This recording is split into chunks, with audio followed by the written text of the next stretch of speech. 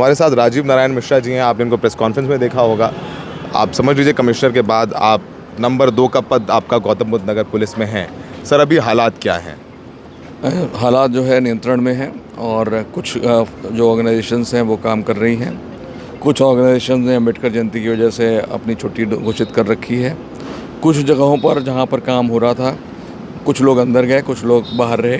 बाहर जो लोग अंदर गए उसमें आपस में दोनों में जो भी इश्यूज़ हों, उन्होंने ये कहा कि आज फैक्ट्री ना चलाई जाए।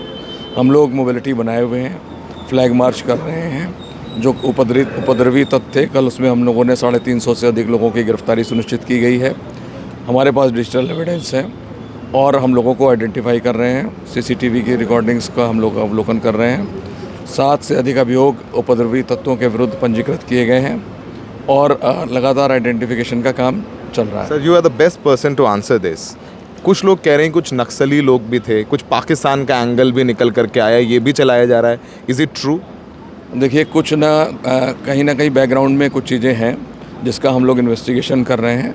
एक बार इन्वेस्टिगेशन पूरा हो जाता है तो जो भी इसमें इन्वॉल्व होंगे, चाहे पर्दे के सामने हो, चाहे वो पर्दे के पीछे से बैकिंग करके अगर एजिटेशन को फैला रहे हैं, एक पीसफुल एटमॉस्फेयर में इंडस्ट्रियल टाउन में अगर फैक्ट्रीज़ के कार्य को बाधित करते हुए इस तरह की एरसॉन और स्टोन पेल्टिंग की कार्रवाई करेंगे तो पर्दे के पीछे और पर्दे के आगे वाले उनके विरुद्ध भी कार्रवाई होगी। Thank you. सर, आखिरी सवाल। सो राजीव जी नारायण मिश्रा, हमने इनसे पूछा कि जो पाकिस्तान और नक्सली एंगल है उस पर क्या कहेंगे, तो उन्होंने बोला कि कुछ पर्दे के पीछे पर्दे के सामने कुछ चल रहा है, पत्थरबाजी करेंगे। तो फिर फॉलो अप क्वेश्चन था, वो उन्होंने फॉलो अप क्वेश्चन नहीं लिया। मैं उनसे यही पूछने वाला था कि अगर पाकिस्तान या पर्दे के पीछे या पर्दे के आगे सब कुछ चल रहा था तो आपने कार्रवाई क्यों नहीं की? आप लोगों को पता क्यों नहीं था? ये सीरियस लैप्स कैसे हुआ? नोएडा कमिश्नरेट है, यहाँ कमिश्नर लक्ष्मी सिंह है, नीचे तमाम जॉइंट सीपी हैं, डीसीपीज़ हैं, इंटेलिजेंस है, LIU है, IB है, सब हैं। लेकिन फिर अगर पाकिस्तान है इसके पीछे या नक्सल्स हैं इसके पीछे या पर्दे के आगे पर्दे के पीछे जो उन्होंने कहा ये है, तो उनको पता क्यों नहीं था? इतना मेजर सिक्योरिटी लैप्स क्या हुआ? तो सीधा जवाब तो उन्होंने नहीं दिया कि कोई पाकिस्तान है और नक्सली है, नहीं है। लेकिन अगर ये है तो ये समझिए कि एक बहुत बड़ी चूक है। देखिए अरविंद जी, फॉलोअप क्वेश्चन नहीं लिया उन्होंने। पर्दे के पीछे और पर्दे के अंदर कुछ लोग पथराव करेंगे, नहीं करेंगे। जैसे आपने बोला 3 महीने से 3 दिन से प्रदर्शन कर रहे थे, तब कोई पाकिस्तान का बड़ी बात है कि LIU क्या कर रही थी यहाँ पर? LIU का काम ही है लोकल एजेंसी, जो कोई भी हलचल होती है वो LIU को मालूम होती है।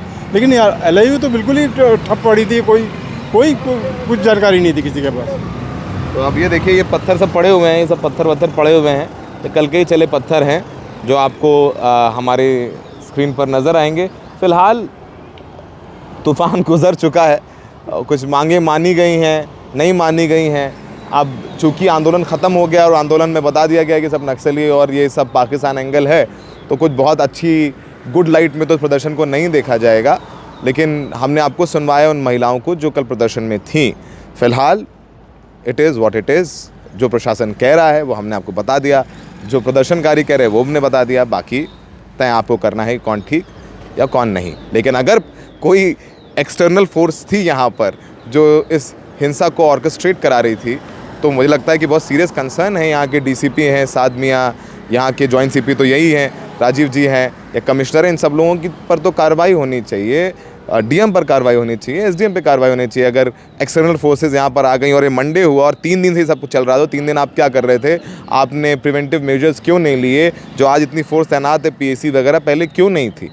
ये एक बहुत वाजिब सवाल है। सहयोगी शायान और अरविंद जी के साथ Saurabh Shukla, the Red mic.